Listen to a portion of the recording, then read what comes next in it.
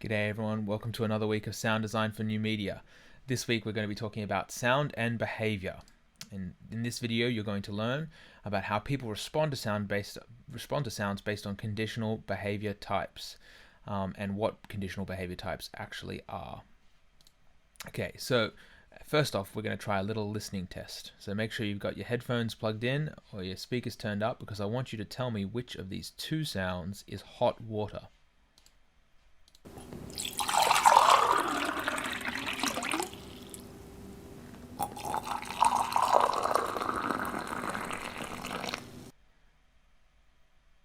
Could you tell? Did you get it right away?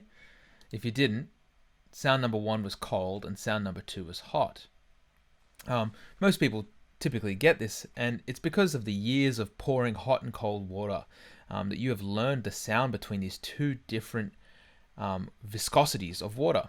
And that's the difference, the viscosity. So the fluid dynamics of the liquid itself change based on the temperature. The liquid actually becomes less viscous the hotter it becomes. And so it changes the sound in the way that it actually pours into a glass or a cup. Now, this is a fascinating piece of information that's actually embedded inside the sound itself. And it's us, we, who learn the difference between these two different things. And this is an example of a learned behavior or a learned response to a sonic event. So this is the kind of thing that we're going to explore this week in sound design for new media.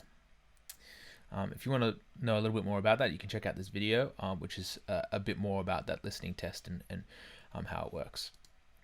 So there's two kinds of stimulus, conditioned stimulus and unconditioned stimulus.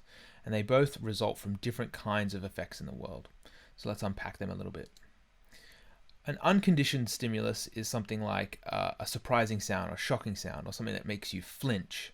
So it could be a bang of something, a door slamming or a balloon popping, something unexpected that surprised you.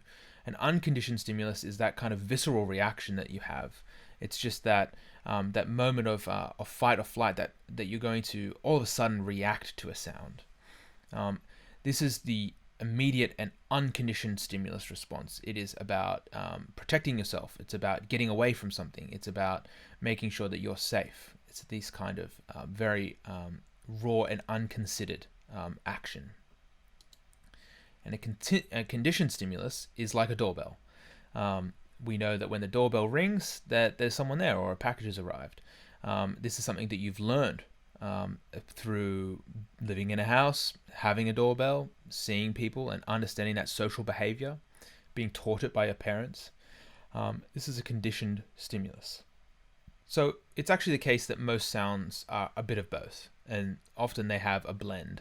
And finding out exactly where that line sits between unconditioned and conditioned can be kind of difficult to determine. But in this example, let's use a fire to illustrate what we're talking about.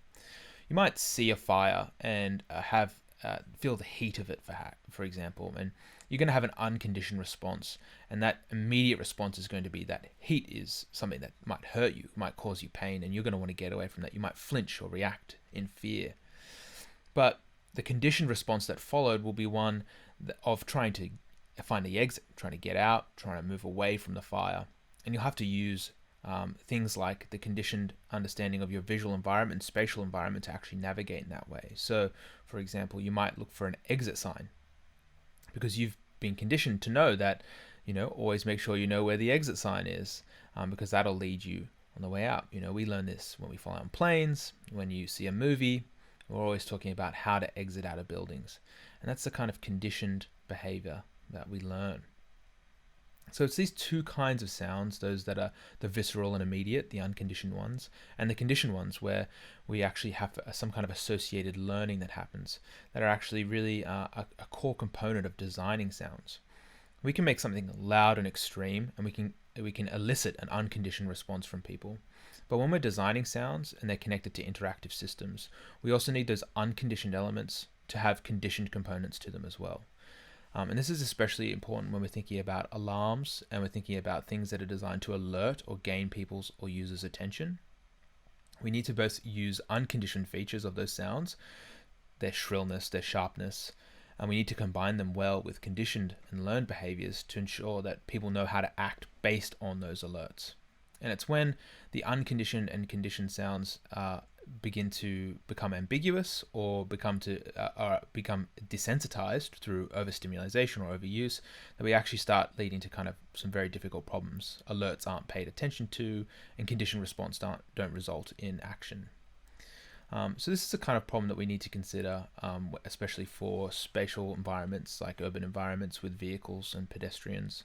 There's lots of unconditioned sounds that we'll have out there in the environment, but most importantly, it's those conditioned ones that will help users navigate exactly how to interact with an autonomous vehicle.